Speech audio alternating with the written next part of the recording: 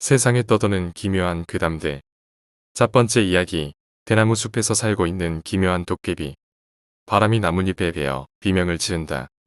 누군가가 누군가를 찾는다. 그 대나무 숲에는 도깨비가 산다. 아 진짜.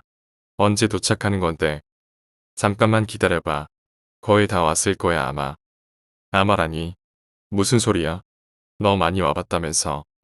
그러니까 나 분명 제대로 온 거 맞는데. 이상해. 그럼 길을 잃었다는 거야? 아니면 돌아가서 오래 걸린다는 거야? 아무래도 후저보다는 전자 쪽이 맞는 것 같아. 야, 이 개새끼야. 니 때문에 우리가 이 덥고 흐린 날 몇 시간을 이 좁은 봉고차 속에서 버텼는데 난 분명 지대로 왔어. 갑자기 내비가 고장나고 길도 이상해진 거라고. 그렇다. 아마 나뿐만이 아니라 모두들 눈치를 챘을 것이다. 그는 분명 길을 똑바로 갔고 어느 순간 내비가 먹통이 되었다.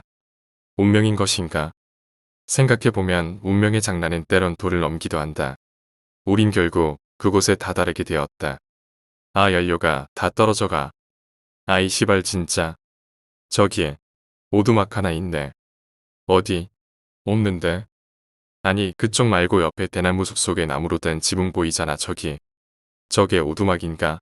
나뭇잎 아냐? 오두막 같은데. 오두막 맞네. 가서 누구 있으면 길 좀 물어보자. 없으면 좀 쉬다 가고. 그래, 날씨가 왜 이러냐. 존나 흐리네 진짜. 야, 나 춥다. 올 때는 존나 덥더구먼. 게다가 좀 무섭기도 하고. 아, 빨리 가자. 남자 넷이서 뭐가 무섭다고 그러냐. 그래, 빨리 가자. 그렇게 우린 오두막을 향해 대나무 숲으로 들어가게 되었다. 날카로운 바람이 경고라도 하듯 우리를 밀쳐낸다. 하지만 그럴수록 우린 더더욱 발걸음을 재촉한다. 야, 씨발 오두막이 어디야 대차. 거의 다 왔을 거야. 여기쯤 오면 보일 때도 된 것 같은데. 이 새끼 또 구라친 거 아냐? 아니야 새끼야. 나도 봤어. 분명 오두막집이 있었어. 임마. 아 그럼 어떻게 된 거야? 이거 우리 하루의 길을 2번이나 잃은 거야? 말이 되냐 이게. 존나 말도 안 되지만 그렇게 됐네. 아 빡친다 진짜. 아 진짜 이게 뭐야. 어처구니 없네. 장대비까지 쏟아지고 길은 잃었고 바람은 미친 듯이 불고. 야 우리 어떡하냐. 일단 왔던 길로 뒤돌아서 가보기라도 하자. 그래 일단 차로 돌아가자. 비가 내리고서부터 우리들의 마음은 하나둘씩 서서히 심각해져 갔다. 아 진짜 이런 날에 조개구이에 소주 한 잔 있다. 인데. 아 진짜 말만 들어도 땡기네. 기저귀 하나 딱 묶고 추장 찍어 한 입 넣으면 끝나지. 그래도 갑은 가리비지. 뭔가 존나 무섭다. 애써 침착하려고 대화를 밝은 쪽으로 끌어갔지만 그것마저도 이 숲은 허락해주지 않았다. 우리들 맘속에 공포를 제외한 모든 것을 몰아내려는 듯이 바람이 불었고 쏟아지는 장대비에 어느덧 우린 서로의 목소리까지 잘 못 듣게 되었다. 그렇게 우린 계속 왔던 길을 걸었지만 차가 있는 곳은커녕 이 대나무 숲을 빠져나오지도 못했다. 그렇게 날이 어두워지고 장대비가 서서히 줄어들어 보슬비로 바뀌었다. 야, 대충 상황들 알겠지? 아무래도 우리 좆된 것 같다. 뭐만 하면 꼬여 뭐만 하면. 옷은 다 젖었고 날은 쌀쌀하고 길은 잃었고 사람은 아무도 없고 대나무만 존나게 많네. 게다가 바람소리도 겁나 크고. 이제 슬슬 지친 애 라이터 있는 새끼 있냐? 나 여기. 아 시발 담배도 다 젖어서 불도 안 붙네. 이젠 지친다. 다리에 힘도 빠지고 우린 실종됐고. 그러게 오두막은 무슨. 그때 우린 모두 동시에 대나무에 가려진 나무로 된 지붕을 발견했다. 저기에. 보이지? 맞네. 드디어 찾았다. 와 시발 진짜 좆될 뻔했네. 야 일단 가자. 저체온증으로 얼어 뒤지겠다. 하지만 우리가 도착한 곳은 오두막이 아니었다. 이게 뭐야? 사찰. 절. 와 입구에 저거 뭐냐. 간지 터지네. 대나무 숲 깊고 외진 곳에서 발견한 사원같이 생긴 그곳의 입구 정면에는 마치 저승에라도 온 듯 문지기 역할의 커다란 도깨비 석상 하나가 가시방망이를 땅에 꽂은 상태로 서 있었다. 야 보통 이런 곳에 함부로 가면 더 좆되지 않냐? 여기가 영화 속이냐? 여긴 현실이고 현실은 원래 영화보다 족같은 거야. 야 빨리 들어가자. 나 진짜 지리겠다. 가자 가자. 왜 아무도 안 가냐? 무섭잖아. 맞아 저 도깨비 우릴 째려보고 있잖아. 그럼 시발 다시 숲속에 가서 얼어 뒤질래?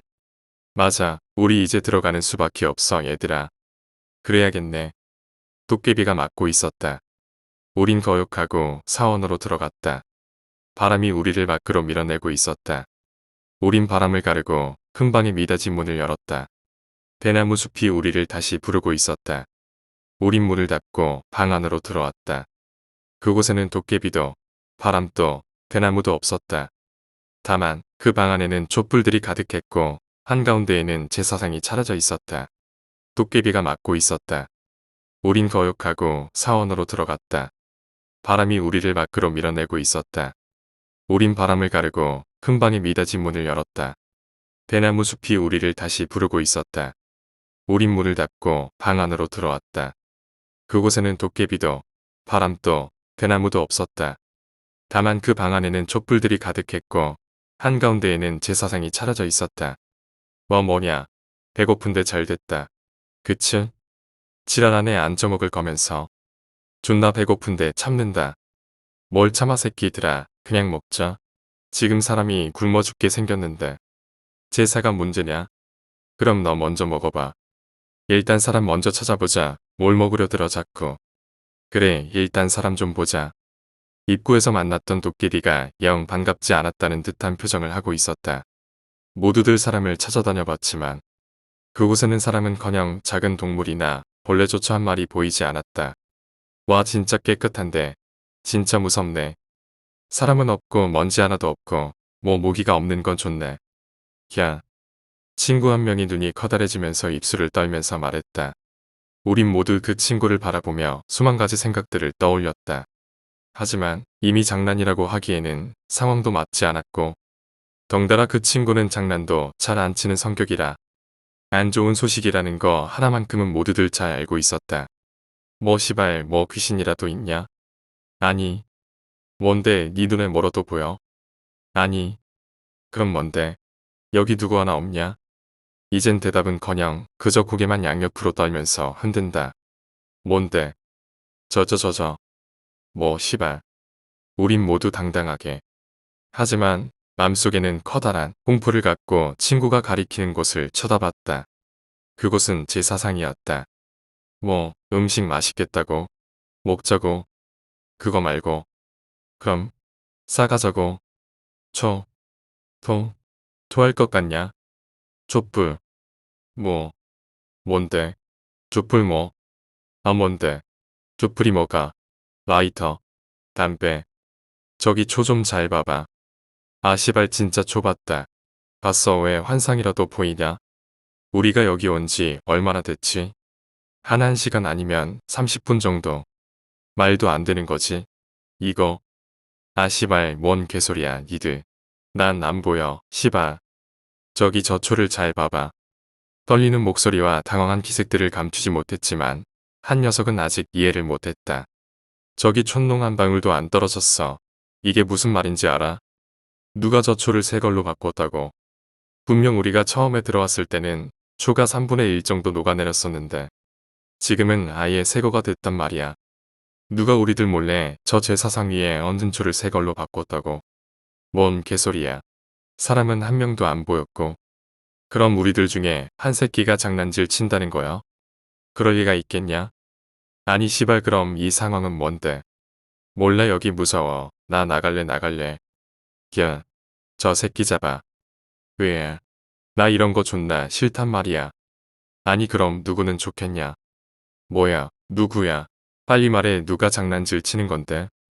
만약 우리들 중에 했다면 한 놈뿐이지. 모두들 운전을 한 친구를 바라보았다. 너네. 나 아니야. 나 진짜 아니야. 내가 왜? 이 개새끼가 뭘 되지도 않는 수작을 부려. 야 빨리 밥이나 처먹자 이 새끼 장단에 놀아주지 말고.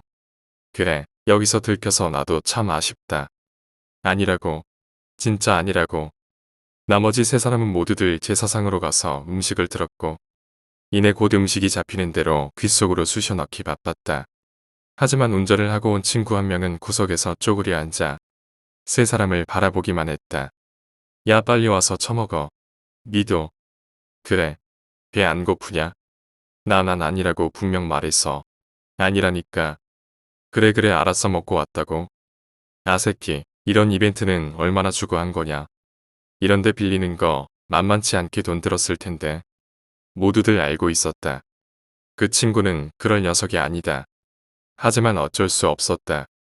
여기서 모두들 귀신이나 또 다른 무언가의 존재를 인정해버리면 우린 모두들 그곳에서 죽을 것을 알았기 때문이다.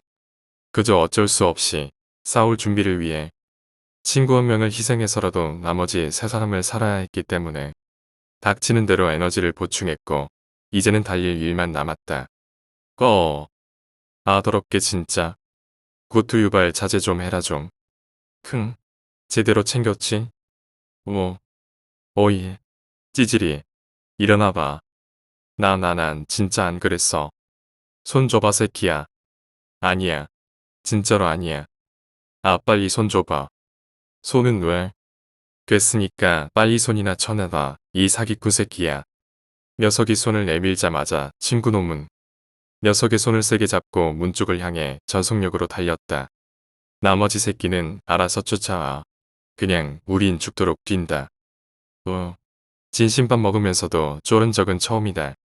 그렇게 우린 미닫이 문을 다시 열고 사원 밖으로 전속력으로 달렸다. 뒤를 바라볼 새도 없이 뛰고 또 뛰었다. 네 새끼 배고픈 건 괜찮냐? 친구가 알 수 없는 소리를 한다. 모르는 거야 새끼가 그만 좀 쳐. 울고 뛰기나 해. 남자 넷이서 전속력으로 뛰면 누가 잡을 수 있겠냐. 날이 흐렸고 천둥번개가 쳤지만 비는 한 방울도 떨어지지 않았다. 우리들은 그저 바람이 이끄는 곳으로 뛰었다. 그저 조금이라도 더 빨리 도망가고 싶어서 그랬던 건지 순전한 우연인지는 모르겠다. 우리들은 그저 대나무 숲이 부르는 곳으로 뛰었다. 들키지 않기 위해 장애물이 많은 곳으로 간 건지 그저 우연히 눈에 띈 곳이 그곳이어서 그랬는지는 모르겠다. 우리들은 그저 도깨비에게로 다가갔고 도깨비가 바라보는 곳으로 달려갔다. 바람과 대나무 숲과 도깨비가 이끌어준 곳은 우리가 타고 온 차였다. 그리고 다시 장대비가 내렸다. 천둥번개와 장대비가 합쳐져 소리를 지르지 않는 한 빗소리와 천둥 소리를 제외하고는 아무 소리도 귀에 들여보낼 수 없었다. 빨리. 여기. 한 친구 놈이 휘발유통을 들고 왔다. 뭐야 그건? 그거 어디서 난 거야? 아 시발 설명할 시간 없어. 너는 빨리 운전대나 잡아. 온다. 빨리 해. 잠깐만 기다려봐. 거의 다 되어가니까. 오케이. 빨리 타.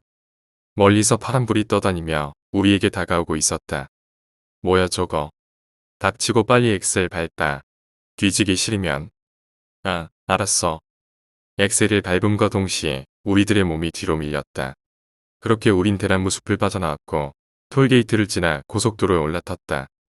후아 시발 진짜 뭐 될 뻔했네. 무슨 일이야? 아까 그것들은 뭐였던 거야? 대체? 이제 차근히 설명해 줄게 잘 들어. 일단 지금 어디쯤 왔지? 이제 한 30분만 더 밟으면 서울이야. 그래, 난 설명 제대로 못하겠다. 니들이 해라. 심장 터지겠네 진짜. 내가 할게 잘 들어. 우리들이 서로 사람을 찾아 나서는 그 30분 동안 있었던 일이야. 우린 정말 우연히 너만 빼고 셋이서 한 방에서 만나게 됐어. 워낙 큰 방이라서 안에 사람이 있는 줄도 모르고 들어와 보니 이 녀석들이 있었던 거지. 그리고 우린 그곳에서 도깨비들을 만났어. 무슨 소리야 그게. 아까 니도 봤잖아. 도깨비 불이 막 쫓아온 거. 그 녀석들이 우릴 협박해서 이 몸을 가지려고 했었어. 우린 그 방에서 녀석들에게 포위당한 채로 너에게 제사상에 와서 음식을 먹이라고 강요당했지. 근데 우린 다 알고 있었어. 내가 어떤 놈인지를. 넌 어떤 방법을 쓰든 음식을 절대로 안 먹을 녀석이었으니깐 말이야. 하지만 도깨비들은 내가 그런 녀석인 줄 몰랐나 봐. 뭐 지금 생각해보면 천만다행인 거지. 하지만 너희들은 먹었잖아. 우린 허락을 받았어. 제사상의 음식을 제사도 없고 심지어 죽은 자의 허락도 없이 먹는다면 몸을 뺏기게 된대. 녀석들은 그걸 노린 거지. 우린 작전을 짜서 도망갈 계획을 세웠고 도깨비 녀석들은 우리 셋을 보내주기 위해 자동차 연료까지 줬어. 근데 우리가 누구야? 베스트 프렌드잖아. 의리하면 우리들을 빼놓을 수 없다고. 그래서 우린 연극을 한 거지. 내가 모두 꾸민 일이고 널 추궁하기로 말이야. 결국 넌 제대로 걸려들었고 우린 작전대로 널 데리고 빠져나가기로 한 거지. 그렇지만 도깨비들 말대로만 했다면 너희들 목숨은 보장된 거잖아. 도깨비는 거짓말을 좋아한다고 하잖아. 우릴 살릴지 죽일지도 몰랐어. 그래서 우린 그냥 도망친 거야. 아 남자 새끼가 뭘 또 찔찔짜냐 찌질아. 와 근데 이거 진짜 특종감이다. 뭐 어디 가서 이런 얘기하면 아무도 안 믿겠지. 그냥 우리들만의 안주거리로만 쓰면 되지. 고마워. 진짜 다들 고마워.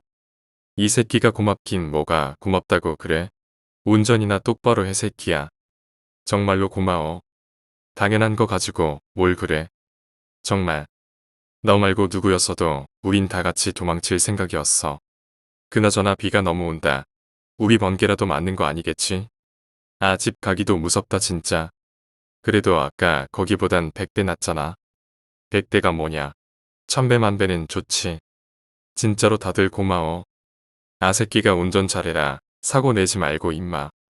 다들 음식을 먹어줘서 고마워. 뭐? 아이 새끼 또 내용이 못했네.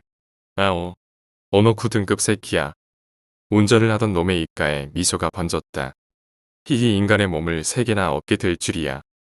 이 새끼 왜 이래? 비가 너무 많이 와서 창밖이 보이지 않았다. 하지만 자동차의 라이트 때문에 앞은 확실히 보였다. 그리고 우리들은 똑바로 보았다. 낭떠러지로 떨어지고 있는 것을. 두 번째 이야기. 나는 말할 수 없었다. 나와 친구의 이야기이다. 내가 18살 때 내 친구와 난 그 동네에서 소문난 개꿀통과 생양아치였다. 딱히 나쁜 행동을 한 것 같지도 않은데 소문이 그렇게 나서 잘 나가던 애들도 건들지 않았다. 덕분에 한편으론 편하고 평범하게 다른 친구들을 사귈 수 없다는 점에선 불편했다. 아무튼 그런 이유로 내 친구와 난 다른 친구가 생기지 않아 어쩔 수 없는 단짝이 돼버렸다. 나 역시 내 친구가 싫다거나 성격이 안 맞는 건 아니었기에 아니 더더욱 나랑 잘 어울렸기에 그 친구와 있는 게 불편하진 않았다. 그 친구와 여름방학에 한 민박집에 놀러간 것만 빼면 말이다. 내 친구와 난 한창 불타오르는 성욕과 호기심 등 그 외에도 한 번도 경험이 없다는 말 못할 사실 때문에 이번 여름방학 때 바닷가로 놀러가 여자들을 꼭 꼬시고 말이라라는 패기를 갖고 바닷가로 향했다. 하지만 넘쳐흐르는 패기와 다르게 흘러내리는 내 얼굴과 친구의 얼굴로 인해 결국 사두었던 술과 과자 안주는 단둘이 먹고 마시게 되었다. 어느 정도 시간이 지난 후 내 친구는 약간 취한 듯 헛소리를 했다. 종대야 친구 언제 데리고 왔니? 아까부터 우리 종대 방실방실이네. 뭔 소리야? 아 아니다. 짜증나게 굴지 마라. 안 그래도 짜증나니까. 친구의 별 시답잖은 소리와 여자와 얽히지도 못한 것에 대해 짜증이 난 나는 과음을 해버렸고 그대로 새벽 2시를 넘는 시계만 본 뒤 난 잠에 들어버렸다. 하지만 잠이 든 지도 얼마 안 돼 4시경에 엄청난 굉음에 잠을 깨고 말았다. 친구가 미친 사람처럼 방 안에 있는 모든 가구, 이불, 장식 등을 다 깨부수고 던지고 있었다. 아니, 확실히 미친 사람이었다. 눈은 하얗게 뒤집어 까져 있었고 입에선 어우 같은 B급 좀비 영화에서나 봤던 비 끓는 목소리가 나오고 있었기 때문이다. 하지만 그런 것보다 날 공포에 휩싸이게 한 것은 내 몸은 가위에 눌린 것 마냥 움직이지 않는다는 것과 친구의 손에 들린 도자기가 나의 머리를 향해 있다는 사실이었다. 누워있는 내 몸은 아무리 움직여도 움직이지 않았고 그 친구의 손에서 도자기가 떠나갈 때 난 보았다. 서 있는 친구 뒤에 키가 천장에 닿고 게다가 목까지 길어 목을방 천장 구석에 찌그러져 있던 단발의 남자가 내 친구의 뒤에서 친구의 눈을 손으로 억지로 까집어뜨게 하고 입을 벌려 입속에 자신의 입에서 나오는 피를 붓는 모습이 잠시 후 그 도자기가 내 머리를 타격했고 극심한 충격에 난 정신을 잃었다. 하지만 다음날 깨고 난 내가 본 것은 어제 상황과 다르게 너무 깔끔한 방과 친구의 모습이었다. 그것보다 더 충격적이었던 것은 내 친구의 종대야, 나 어제 왜 그렇게 천장을 뚫어져라 쳐다봤냐? 무슨 말이야? 술 먹고 눕더구먼 한 30분 뒤에 눈을 확 뜨대. 그러더니 천장을 막 뚫어져라 쳐다보더구먼. 그러다 다시 자대. 아무리 흔들어도 안 깨더구먼. 종대, 대체 뭘 본 거야? 그렇게 친구는 웃으며 말하고 있었다. 아니, 그 뒤에 남자가 친구의 입을 웃게 만들고 있었다. 이번엔 날 보면서 난 사실대로 말할 수 없었다. 세 번째 이야기. 여자아이의 비명소리. 1996년 중3 겨울방학 때 나의 이야기이다. 한참 농구의 재미에 빠진 나는 친구들을 불러 집 근처 20분 거리에 있는 공원에 농구 골대에서 밤늦게까지 친구들과 놀곤 했다. 점심시간부터 오후 시간엔 고등학생들이 골대를 독점했기 때문에 우리가 골대를 쓸 수 있는 시간대는 이른 아침이나 늦은 저녁 때뿐이었다. 친구들이 춥다고 잘 나오지 않자 나는 자연스레 혼자 농구 연습을 할 수밖에 없었다. 비교적 외출이 자유로웠던 나는 늦은 밤중이나 이른 새벽에 나가 놀다가 새벽 4시에 목욕탕 문이 열면 따뜻한 물에 목욕을 하고 집으로 돌아갔다. 2월 중순 새벽 2시경. 나는 생일 선물로 친구에게 엄청나게 졸라서 얻어낸 mp3만 한 초소형 라디오를 친구 삼아 농구 골대가 있는 공원으로 향했다. 지금 와서 생각해보면 무슨 용기로 그 음침한 공원에 혼자 갔는지 신기하다. 혼자 슬램덩크 놀이에 빠져 농구 연습을 하고 있었다. 한참 자유투 연습을 하고 있는데 얇고 알아들을 수 없는 여자의 목소리가 뭐라고 들렸다. 분명 내 두 귀에는 이어폰이 꽂혀 있었고 노래가 흘러나오고 있었는데 주파수의 혼선일 거라고 생각하고 다시 농구 연습에 집중했다. 한 5분쯤 지났을까? 얇지만 또렷하게 알아들을 수 있는 소리가 들려왔다. 아야. 엄마 아프다. 마지막엔 웅얼거리는 소리라 알아들을 수 없었다. 여자의 우는 듯 불쩍거리는 목소리였다. 나는 그 자리에서 꼿꼿하게 서서 얼어버렸다. 어떻게 해야 될지 몰랐다. 고개를 돌리면 누군가 나를 쳐다볼 것 같아 앞만 쳐다보고 있을 수밖에 없었다. 아니, 분명 어디선가 나를 지켜보고 있을 거고 고개를 돌리면 분명 눈이 마주칠 것이라는 확신이 들었다. 다시 라디오에서 여자 DJ의 다긋다긋한 목소리가 흘러나오자 나는 조금씩 긴장을 풀고 농구공을 집어들고 최대한 빠른 걸음으로 땅만 보며 농구 골대에서 떠났다.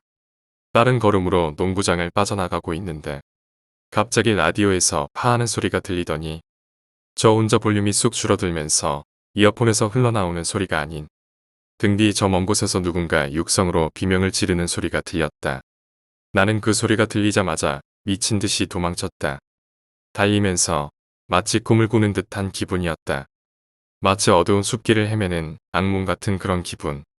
집에 도착한 나는 밤새 방에 불을 켜두고 마당에 잠자던 개 2마리를 데리고 들어와 끌어안고 두려움에 떨었다. 나는 그 후론 농구장엔 발걸음도 하지 않았다기보다는 잊힐 때까지 그 공원을 찾지 않았다. 지금으로부터 8년 전 무슨 운명의 장난인지 그 공원 바로 밑에 사는 요즘 표현으로 동갑내기 썸녀 하나가 생겼었다. 술 한잔하고 집에 바래다 주면서 그 공원 벤치에 앉아 커피 한잔하면서 얘기를 하다 집으로 돌아가곤 했는데 하루는 내가 그 여자에게 겁을 주려고 야 옛날에 여기서 귀신 본 적이 있다고 하면서 그때 얘기를 들려주었다. 그 얘기를 들은 여자가 나에게 말해주었다. 내가 농구에 빠져있던 그의 겨울방학 소위 일진이라고 칭하는 한 무리의 여자아이들이 자기 학교의 왕따 출신 학원 친구 하나를 공원에 불러내어 괴롭혔었단다. 참다 못한 그 여자아이가 괴롭히는 애들에게 저항했고 흥분한 한 일진 아이가 주먹만한 돌멩이를 주워 들고 머리를 내리쳤다고 했다. 일진 아이들은 쓰러진 그 여자아이를 버려두고 도망을 갔고 그 아이는 과다출혈로 죽어버린 사건이 있었다고 했다. 그 일로 동네가 발칵 뒤집어졌었고 나는 그 여자가 나에게 역관광을 시도한 것이라고 생각했으나 물어보니 우리 어머니도 형도 다 아는 얘기였는데 나만 모르고 있었던 것이다. 내가 들었던 소리가 아마 그 아이의 소리가 아니었을까라고 했다. 시간이 지나 생각해보면 무서웠다기보다는 그때 지나가다 그 여자애가 괴롭힘 당하는 곳을 지나쳤더라면 도와줬을 수도 있었을 텐데 하는 아쉬움이 더 크게 남는다. 네 번째 이야기, 도깨비. 아무도 그의 이름을 몰랐다. 알 필요가 없었던 것이다. 동네 사람들은 늙은이건 아이건 모두 사내를 도깨비라고 불렀다. 도깨바 하면 저쪽에서 돌아보니 딱히 불편이랄 건 없었다. 도깨비던 똑깨비던 무튼 비슷한 발음이면 사내는 큰 눈을 뜨며 소린 안쪽을 돌아봤다. 동네 노인들은 도깨비가 쌀 2마지기를 한 번에 나를 수 있다는 것에 대해서는 연신 입을 찌면서도 당최 그의 이름은 궁금해하지 않았다.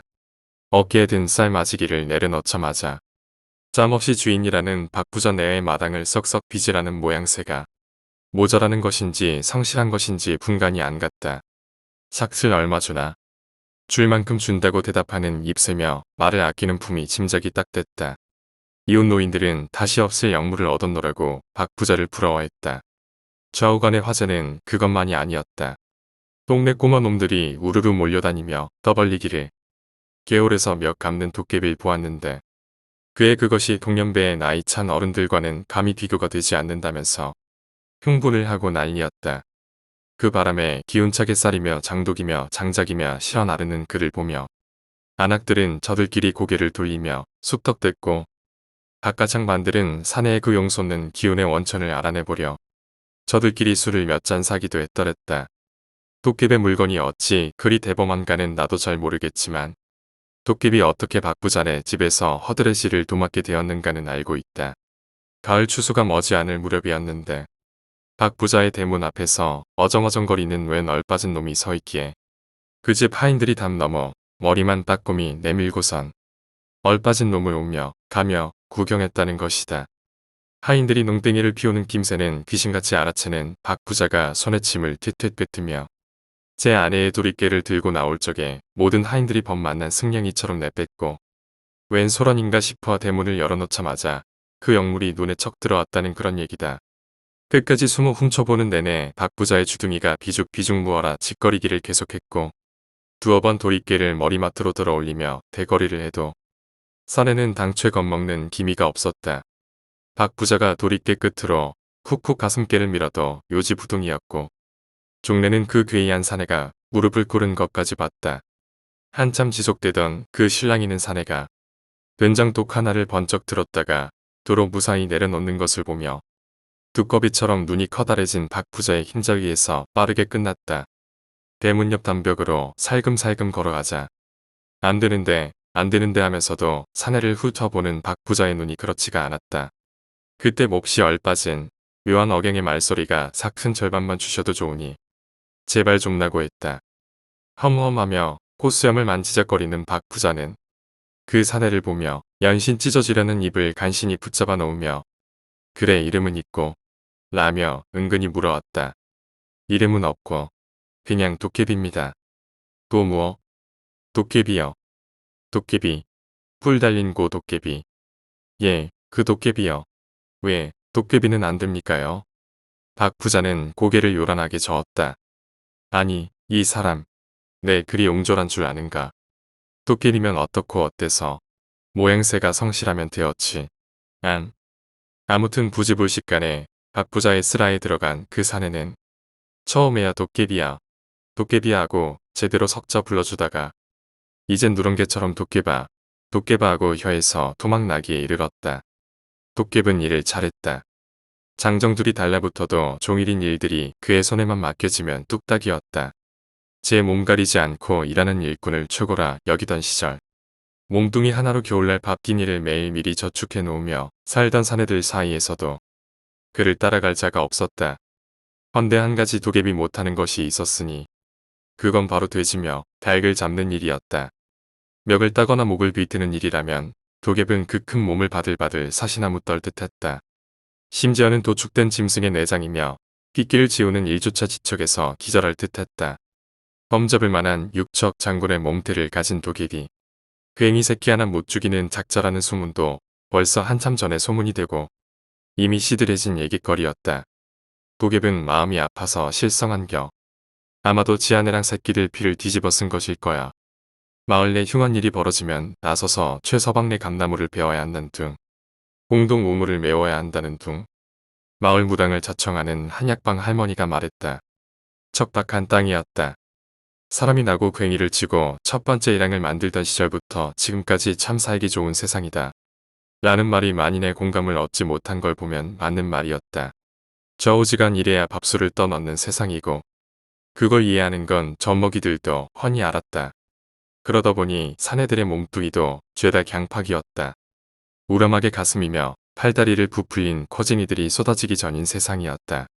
생존에 적합하게 살쾡이를 닮아간 팔이며 다리를 가진 마을 남자들만 보던 안악과 덜 염은 계집 애들은 털이 부숭부숭한 허벅지며 성난 뱀이 부푼 것 같이 불끈거리는 어깨판을 보며 어이구 하면서도 슬쩍슬쩍 훔쳐보기를 그만두지 못했다. 가만 보면 튀긴 것도 같고 글쎄 말이야 눈 큼직한 것이며 피부가 까뭇하니 본새가 좀 달라. 외지놈이니 혹시 아나? 양공주 새끼일지 누가 알겠어. 일을 마치고 돌아오는 무리에서 주변 놈들보다 머리 하나만큼 더 큰 도갭을 발견하는 것은 너무 쉬웠고 생활에 찌든 안악들의 마을 입소문에서도 항상 따끔한치 더 눈에 띄는 자극적인 짐작들이 도갭의 배경을 차지하곤 했다. 미친 사람이 아닐까? 사람을 죽이고 도망온 것이 아닐까? 동네 꼬마들의 돌림노래 주제이자 마을 정자에서 벌어진 술꾼들의 안주거리로는 딱이었다. 본인이 도깨비라는 육첩반장신의 남자라니 거기엔 도깨비 지도키도 말이 적었다는 사실도 한몫을 했다. 그는 사람들이 말을 걸어와도 씩 웃어넘기거나 슬슬 피할 뿐이었다. 얼근하게 술이 오른 동네 주정뱅이들이 시비를 걸어와도 마찬가지였다. 마음만 먹으면 매다 꽂는 건 일도 아닐 텐데 도깨비는 몽둥이 든 주인을 만난 게 마냥 어정거리며 물러나기만 했다.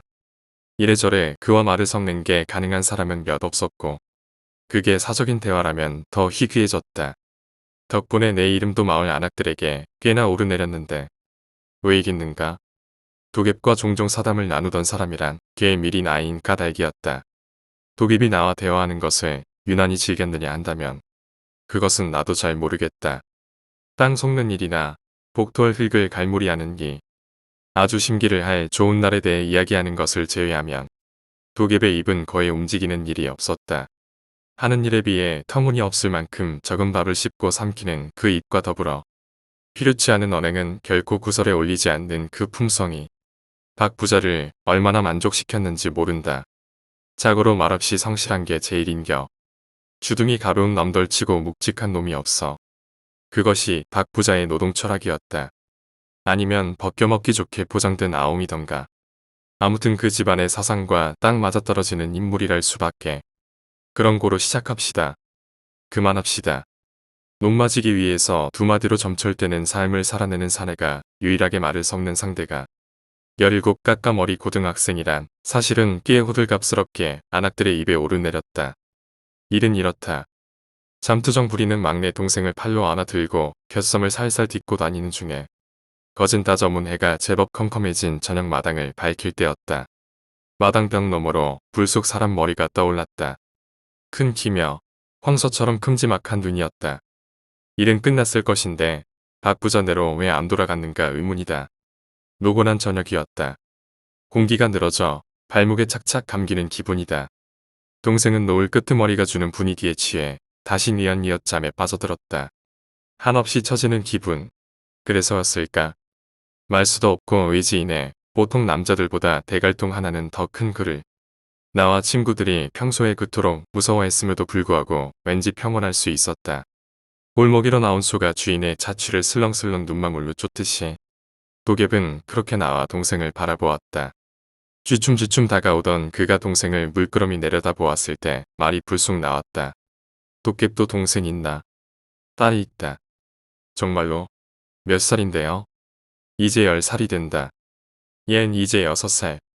애들 빨리 큰다. 내 딸도 이렇게 작았었다. 그 애도 잠투정 부리나. 그랬다. 그렇지만 노래를 불러주면 잘 잔다. 그가 노래를 부르기 시작했다. 도깨비의 목소리는 우렁우렁하지만 조용했다. 그 큰 사내의 입에서 어떻게 그리 좋은 소리가 날는지 들어보지 못한 사람은 아무도 모를 것이다.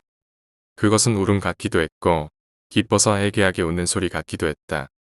어디서도 들어보지 못한 노래였으므로 나는 이 노래가 도깨비만이 알고 있는 노래임을 알았다. 여러 소리 빼고 그건 나란 말로 된 노래가 아니었다. 자장가인가? 그렇다. 도깨비 온 곳에서 자장가요? 맞다. 딸 보고 싶지 않습니까? 딸도 아내도 다 보고 싶다.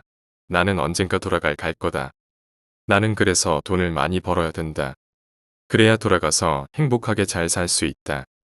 싹 그거 모아봐야 얼마나 된다고. 작은 돈 모으면 큰 돈 된다. 나 밥도 적게 먹는다. 일도 게을리 안 한다. 행복해지려면 그래야 된다. 도깨비는 대체 어디서 왔습니까? 어느 나라요? 도geb은 내 마지막 물음은 대꾸 않고 한참 동안 막내의 자는 얼굴을 들여다보았다. 그의 노래가락이 기력을 더해준 탓인지 동생은 더 곤히 잤다. 소처럼 젖은 눈을 가진 덩치 큰 남자는 노래를 마저 불렀다. 그 이후로부터 도geb은 나랑 말을 잘했다. 실없는 농담이랄 건 없어도 오며 가며 마주칠 때면 우리 집 막내 근황을 물어보기도 하고 더러 내가 책보나 심부름으로 뭔가를 들고 있으면 그 커다란 손으로 번쩍번쩍 들어 옮겨다 주기도 했다. 마을 사람들은 짐작도 못할 것이다. 내가 골머리를 앓는 수학 문제를 도geb이 술술 그렇게 쉽게도 풀어낼 수 있다는 사실을. 산만한 사내가 작은 수학 교과서를 들고 문제를 푸는 모습이 얼마나 신기한가를.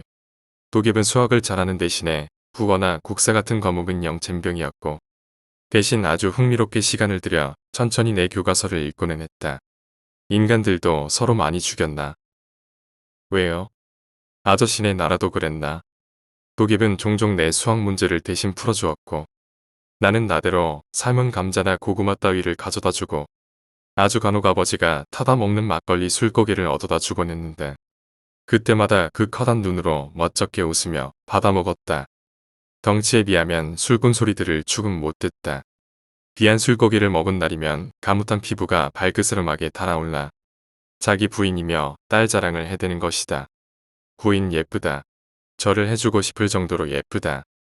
나 같은 못난 놈 아니었으면 더 근사한 남편 만나 떵떵거리며 살았을 사람이다. 왜요 도깨비도 돈 많이 벌어. 이제 호강시켜주면 되지 않습니까? 그래도 고생 많이 했다. 혼자 딸 키우는 거 힘들다. 여자 혼자 힘들다. 나 얼른 돌아가야 한다. 아니, 아재요. 그러니까 대체 어디서 왔는지 좀 인차 말해주면 안 됩니까? 어디서 왔는지만 물어보면 도깨비과 나의 대화는 그대로 끝났다. 도통 입이 무거운 것이 아니었다. 고향 질문에 입이 앙다물어진 도깨비는 취기로 얼굴이 온통 불그스름했다. 밭지랑에 그대로 드러누워 적삼이며 저고리며 다 풀어헤친 채 벌러덩이다. 커다란 백구레가 숨소리에 맞춰 오르락내리락 했다. 오늘도 대답 듣기는 글렀나 싶어 나도 누워버린다. 하늘만 청명했다. 애도 있고 아내도 있다는데요. 애는 참 이상한 거 주워 듣고 와선 떠들어. 정신 나간 사람한테 자식이고 마누라고 있겠는가 말이야. 벌써 딴 살림 차리겠지. 너도 괘씸해. 아들 하나라고 학교 보냈는데 공부 열심히 안 하면 절이 되는 거야. 도깨비 있어서 편해진 건 아버지건 어머니건 혹은 훈장 노릇하길 좋아하는 동네 영감쟁이들이건 어른들 훈계할 때 마무리할 적당한 말이 만들어졌다는 것이다.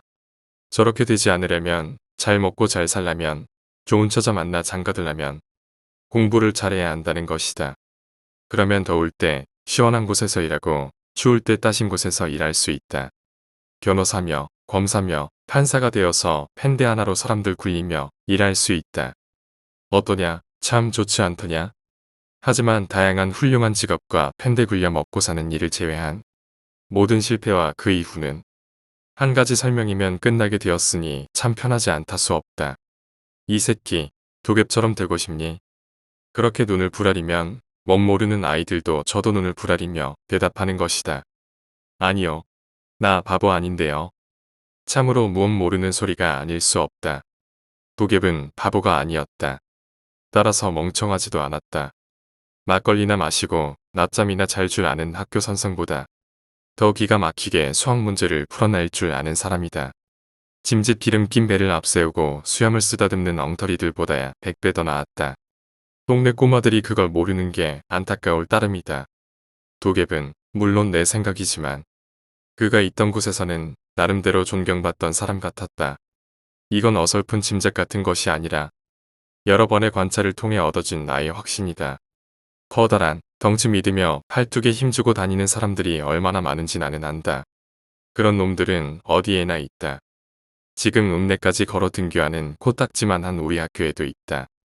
부스럼 있는 머리에 똑같이 박박 민머리에도 인상에 힘주고 팔자걸음으로 걷는 놈들이 있다. 그리고 그런 놈들은 대개가 멍청하다. 바보 같은 놈들이란 스스로 바보 같다는 걸 자각하지 못해야 귀가 맞는다. 하지만 도깨비는 인간 세상에 대해 스스로 어리석다는 사실을 너무도 담담하고 편하게 받아들였다.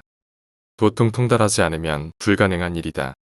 하나 더, 그 많은 사정 모르는 시정잡배들의 시비며 기아냥거림을 한 귀로 흘려들으며 묵묵히 논마지기를 가꾸는 정신머리는 고매하기까지 아니한가 말이다. 어른들이란 게 본인들 행동 거지는 돌아보지 않고 그냥 안 된다 본받지 마라 악을 써대니 그 꼴이 우습다. 그렇다고 내가 이런 말을 입 밖으로 꺼내고 다닐 바보는 아니었다. 내가 말하고 싶은 건 내가 도깨비를 꽤나 좋아했었다는 사실이다. 대체 그의 정체가 뭘까? 고 대한 것은 멸종했다고 배웠음에도 불구하고 이미 화석이 되어버린 공룡들이 그것을 증명함에도 나는 도깨비의 원시적인 거대함에 끌렸다. 그건 태생부터 강하게 태어난 수컷의 동경이었다. 하지만 학교 다니면서 내가 한 가지 제대로 배운 것이 있다면 그건 산수나 국어 따위가 아니다. 세상이 제법 제대로 굴러간다 싶으면 누군가는 반드시 회방을 놓아야 직성이 풀린다는 점이다. 예로부터 농사는 하늘이 주관한다고 도깨비과 그를 위시한 수많은 하인거부리미들이 허리를 못 펴고 일을 했음에도 불구하고 한 해 농사가 쫄딱 망했다. 불행을 가름하는 흰소리들이 많기에 그 잣대가 미묘하다는 건 알지만 보통 심각한 흉년이 아니었다. 다른 어느 것보다도 박 부자의 쭈그러든 얼굴이 그 사실을 적나라하게 보여줬다. 제 땅 파서 제가 먹고 사는 사람들이야 모르겠지만 소작농 부리고 남 부려 커단 땅 일궈 장사하는 박 부자 같은 사람이야 어지간히 짰다. 쭈그러든 박 부자 얼굴 다음으로 태가 박힌 것은 안 그래도 원체적은 하인들 밥그릇 안에 더 부실해진 밥알의 양이며 알곡 따위였다. 밥이랑 술은 주면서 부려야 되는 거 아니야. 곡물 안 나온 게 우리 탓인가? 저 넓은 걸 이거 먹고 되겠냐고. 박 부자 댁 일손들이야 하나같이 군소리들이 주둥이 옆에 주렁주렁이었다. 헌데 당장이라도 곡식 창고를 강탈할 것 같이 굴다가도 눈매가 굵은 족제비같이 캥한 박 부자만 나타날 양이면 서로 비질을 하네. 장독을 닦네. 소 꼴을 먹이네. 장작을 패네 하나같이 난리들이었다. 사는 법의 알량함이 어떤 것인가는 여상에 다니는 여학생들 스커트 속처럼 도무지 깜깜하여 짐작도 되지 않는 고등학생에게도 그 꼴들이란 하나같이 우스운 것들이었다. 사달이 난 건 며칠 뒤였다. 주는 밥술 줄어든 거야 참는다 치자. 헌데 주던 상마저 입을 닫고 사정이 나아지면 한꺼번에 주겠노라 약속하는 박 부자의 앞에서 일손들은 하나같이 말을 잃었다. 어쩌랴 법은 멀고 밥도 먼 것을. 시골 무지렁이들에게 노동자의 권리니 근로 기준법이니 하던 것이 뒷산 계곡에 이무기가 산다더라 하는 소리와 같던 시절이었다. 주는 법이 아쉬운 마당에 눌러앉을 사람은 다 그렇게 꾸역꾸역 줄삭을 기다리며 참았다. 배고픈 개가 몸을 둥글게 마는 것처럼 마을 사람들도 꾸덕꾸덕 말려갔다. 물기 없는 잇몸이며 흔들리는 눈 아랫살이 시커맸다. 들고 일어납시다 하는 사람이 나온다는 것은 그 계곡에서 멱을 감으면 이무기한테 물려간다고 하는 소리만큼의 호응도 불러일으키지 못하던 시절이었다. 그야말로 흉년이었다. 이상한 일이었다. 도회에서는 붐이 일어서 모두가 먹고 살기 좋은 세상으로 변했다는데 가끔 자칭 금이환양했노라 어색한 정장에 포마드를 바른 혈색 나쁜 남자들이 말하기를 노력만 하면 부자가 될 수 있다는 세상이 되었다는데 이곳은 그 좋은 세상의 기준에서 비켜간 것일까? 사람이 터전을 버리고 떠날 때는 부유할 때가 아니라나. 한 해 소작으로 겨울을 나던 사람들이 단출하게 짐들을 꾸리기 시작했다. 곡물은 죽었고 더 땅을 치고 올라올 작물은 매번 힘을 쓰지 못했고 알곡은 터무니없이 작았다. 내놔도 팔리지 않을 거라고 했다. 팔리지 않는 곡물을 두고 사람들이 하나도 떠나기 시작했다. 뭔가 더 나은 삶이 있을 거라는 기대는 그래도 고픈 배를 어설피 채워주었다. 그런 와중에도 도깨비는 일을 계속했다. 거둬도 값 안 되는 것들을 착실히 거둬들였고 보수할 땅이 있으면 가장 먼저 가서 종아리에 힘줄을 따리처럼 불끈거리는 것도 그였다. 도깨비 아재, 이제 그만해요. 땅이 다 죽었다고 하잖아요. 기운 없는 작물에 암만 용 써봐야. 이래야 삭 받는다. 딸, 아내, 기다린다. 열심히 하면 삭 준다. 말없이 근면한 놈이 최고라고 엄지를 축혀 세우던 박 부자였건만 그런 도깨비를 바라보는 눈이 심상치 않았다. 놈 보수하고 일랑 정리하고 겨우 내 땅 속기까지 온적삼의 땀을 베고 돌아오는 도깨비의 거친 호흡보다도 타키에 담긴 거친 밥이 주둥이 속으로 사라지는 것만 심술궂게 쳐다보는 일이 잦아졌다. 그리고 사달이 났다. 아 글쎄 꺼지라면 냅다 꺼질 일이지 말 못 알아듣냐. 삭 주십시오. 일 열심히 했습니다. 삭시여. 사투. 근본도 모르는 놈 걷어서 매 끼니 밥 먹이고 재워줬음 그게 은혜지. 사투. 있다. 주인님, 저 일 잘했습니다. 물대기도 열심히 했고 땅도 제일 많이 솎았습니다. 씨 뿌리기도 열심히 했습니다. 삭 주십시오. 아내랑 딸한테 가지고 가야 합니다. 이런 호루 새끼를 보았나. 눈알이 돌아간 박 부자가 삿대질을 시작으로 도갭의 몸을 여기저기 두드렸지만 도갭은 아무런 기색이 없었다. 반죽 늙은이가 용을 써봐야 6촉이 넘는 키를 가진 도갭. 1년여의 혹독한 노동으로 쇠덩이같이 단단한 몸을 가진 도갭에게 물주먹 이상이랴. 바늘뼈에 물렁살을 가진 박 부자 같은 이인은 결단코 맨주먹으로 도갭에게 위협을 줄 건더기가 안 된다. 그 스스로도 깨달았는지 평소부터 하인들 일러댈 때면 옥황상제 판결봉 같이 휘두르고 다니던 도리깨를 찾아 안방으로 뛰어들어갔다. 그 사이에 몇 명 안 남은 하인들이 도갭의 팔을 잡아 끌며 도망가기를 종용해도 그는 요지부동이었다. 이 호래자식, 대가리를 바수어 놓을 새끼. 제 분함을 못 이겨 씩씩대던 박 부자의 여로른 손이 그대로 도리깨를 함부로 휘두르기 시작했다. 도백의 우뚝한 코가, 큰 눈이 여기저기 춤을 추기 시작하는 도리깨를 눈도 안 깜빡이고 쳐다보았다. 날아드는 도리깨보다 몇 배는 더 억세고 굵은 팔은 여전히 미련하게 미동도 없었다. 팔이며 가슴 깨며 사정없이 휘둘러지기 시작하자 도리깨는 살을 함부로 지시겨 넣고 다시 붓고 했다. 보는 사람조차 몸서리 쳐질 매질이었다. 온몸을 마구 두드리는 돌도리깨 앞에서도 도갭은 멀거니 서 있었다. 마침내 때리는 박 부자가 먼저 지쳤다. 가리지 않고 힘을 준 까닭의 작은 몸뚱이가 호록호록 숨을 내쉬며 어깨를 들썩였다. 내 삭 주십시오 집. 가야 됩니다. 삿, 그놈의 삿. 그토록 모진 매질에도 당당히 제 몫을 요구하는 사내라니. 도갭의 위용은 필시 당당했을 것이다. 하지만 모두에게 그리 어여삐 보이진 않았던 것이 분명하다. 부지불식간에 모욕받은 얼굴이 된 박 부자가 마침내 그 커다란 돌도리깨를 도갭의 얼굴로 집어던졌으니까 꾸르륵 소리가 삐거품을 일으키며 콧구멍 속으로 사라졌다. 도갭은 숨을 쉬었다. 얼굴을 감싸 안지도 않았고 고통에 울부짖거나 오열하지도 않았다. 그가 피를 얼마나 두려워하는지 아는 하인들과 몇 구경꾼들이 숨을 죽이며 서태를 관망하고 있었다. 이윽고 반응이 왔다. 피를 뒤집어 쓴 도갭의 눈동자가 태풍치는 바다 위에 고깃배처럼 함부로 빙글빙글 돌기 시작했다. 침이 흐르고 입술이 덜덜 떨렸다. 그 기세에 눌린 건 제 스스로 집어던져 남의 코며 이빨 등 얼굴을 깨부숴 먹은 박 부자 스스로였다. 피가 흐르는 그대로 도갭은 스르륵 스르륵 박 부자 앞으로 걸음을 옮기기 시작했다. 주인어른, 삭 주십시오. 주인어른, 삭 주십시오. 빼진 이빨 때문에 도갭의 발음은 불분명했고 흐르는 피는 점점 적삼의 붉은 꽃을 크게 그렸다. 그 커다란 덩치는 도갭을 더 야차같이 보이게 만들었고 이윽고 박 부자를 혼절하게끔 만들었다. 눈알을 허옇게 뒤집은 박웅은 깨꼬닥 소리도 못 내고 뒤로 누웠다. 그가 오줌을 지렸는가 하는 것에 대해 몇 안 되는 목격자들의 많은 여담이 있지만 나중에 다루기로 한다. 그리고 개구리처럼 뻗은 박 부자를 쳐다보던 도갭의 큰 몸도 성벽이 허물어지듯 천천히 뒤로 쓰러졌다. 제 피라도 뻘건 것을 뒤집어 쓰는 걸 견디지 못한 까닭이라고 짐작할 뿐이었다. 변한 건 별로 없었다. 도갭은 금방 털고 일어나 찬 계곡물에 얼굴을 헹구었다. 그리고 일을 계속했고 시간이 가면서 얼굴도 아물어갔다. 박 부자도 뜨뜻한 아랫목으로 옮겨져 정신을 차렸고 여전히 밀린 석회대에선 입을 앙다물었다. 기이한 풍채만큼 독특하게 도갭의 상처는 빨리 아물었다. 빼진 이빨이며 부서진 얼굴뼈가 금세 붙는 바람에 이목구비 뚜렷했던 그의 얼굴은 본래보다 더 섬찟한 것이 되었다.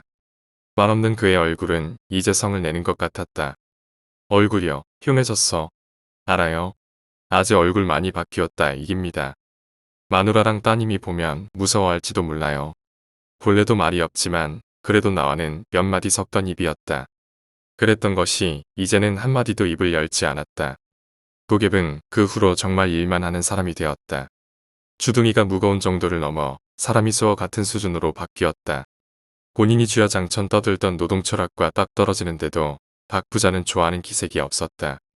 각 공내 하인들 사이에서 들려오는 소문에 의하면 밤중 잠자다가 고함을 지르며 깨는 일이 부쩍 잦아졌다고 했다.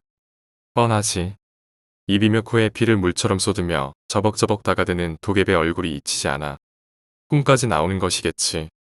박 부자가 밤에 잠을 편히 자는가 하는 것은 도깨비에겐 하등 상관없는 일임이 하루하루 여실히 드러났다. 흠잡을 곳 없이 청소하고 눈과 밭을 나가며 허드렛일을 가리지 않는 사내에게 잡을 꼬투리란 눈 씻고 찾아봐도 없었고 있다 해도 도리깨 사건 이후로 도깨비에게 대거리를 할 수 있는 마을 사내가 있을 것인지도 의문이었다. 저우간 타고난 몸뚱이와 그 성실함으로 도깨비 노동은 계속되었다. 꾸준히 한결같이.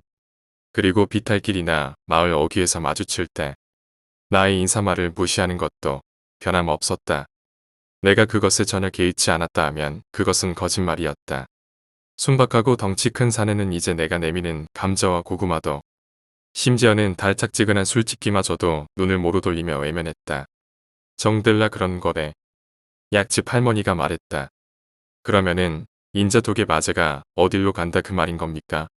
할머니는 대꾸도 않고 한참 쌀알을 바닥에서 골라 집어냈다. 본래가 외지인이여. 물 맛도 밥 맛도 맞지 않을 거고 돈 벌러 왔으니까 삭 받으면 가야지 않겠어? 할머니의 주장에 의하면 이제 도깨비는 마을을 뜨려고 하니까 유일하게 정 붙인 내게마저 일부러 말을 않고 있다는 거였다. 생각해보니 과연 그럴듯했다. 저 무심한 듯 황소눈깔 같은 사내가 표독스레 말을 안 섞고 있는 걸 보면 그런 이유로 밖에는 짐작이 안 갔다. 어떻게 해야 할까? 저 무심한 사내가 떠나기 전에 기별이라도 주고 가지는 않을 성 싶었다. 여러 차례 물었어도 사는 곳이 어디냐면 그저 묵묵부답인 양반이었으니까. 이제 가면 그가 어디서 왔는지 궁금증은 영원히 묻어둬야 할 것이다. 할머니가 조만간이라 했으니 얼마 남지 않았을 터였고 하기사 오래오래 더 머물 작정이라면 이리도 빨리 나한테 말을 끊지도 않았을 것이다. 오래 생각할 필요도 없었다. 돈 벌어서 아내와 딸을 가져다 준다 했으니 밀린 삭슬 받으면 그만 떠나간다는 이야기가 된다. 한동안 골몰한 결과 도깨비 어디서 왔는가를 알아야 훗날 찾아가 보기라도 하지 않을까 하는 생각이 점점 더 힘을 더해갔다. 그렇던 전투 생각이 든 것이 있었다. 저녁 일이 끝날 무렵에 박 부자네로 향했다. 가장 큰 집, 좋은 집, 고래등 같은 기와 라고들 이름 붙이지만 한없이 졸부작태가 나는 영감쟁이 집. 박 부자네로 가는 길이 더 더뎠던 것은 친구들이랑 마을 어귀에서 만나기로 했다고 때를 쓰는 막내 손을 억지로 붙잡고 가는 길이라서였다. 임마, 도깨 바지 않아? 알지, 그 덩치 큰 사람 말하는 거 아니야? 그래, 그 아저씨가 너한테 줄 것이 있다잖아. 줄 것. 막내의 얼굴에 호기심이 어렸다.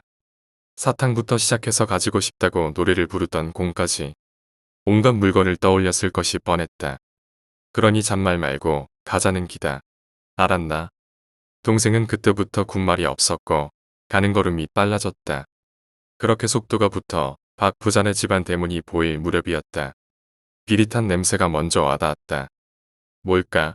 싶은 마음에 붙잡은 동생 손을 당겨 걸음을 더 빨리 했다. 괴성을 지르고 있었다. 독이었다. 이놈, 맛이 어떠냐? 응? 맛이 어때? 박 부자의 넓은 마당이 꽉 차 보였다. 마을 장정들이 다 모인 듯했다. 둥글게 뭔가를 둘러싸고 있었다. 그 가운데 뜻없는 괴성을 어쩌지 못하고 화공으로 쏟고 있는 덩치 큰 사내의 모습이 들어왔다. 돌아보니 한 명을 눌러대고 있는 장정들 꼴이 이상했다.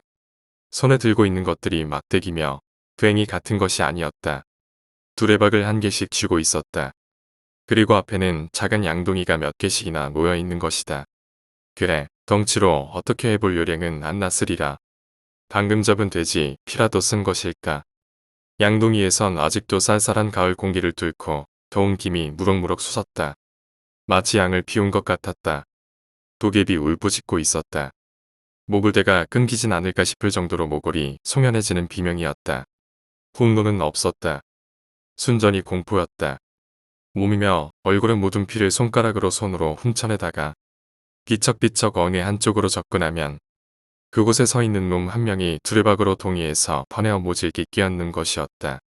그리고 그걸 얻어맞을 때마다 도geb은 듣는 이의 정신머리가 이상해질 정도로 끔찍한 비명을 지르고 또 질렀다.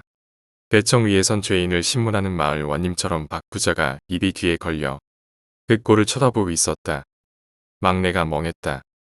멍하니 쳐다보고 있었다. 눈을 가려줄 생각도 하지 못했다.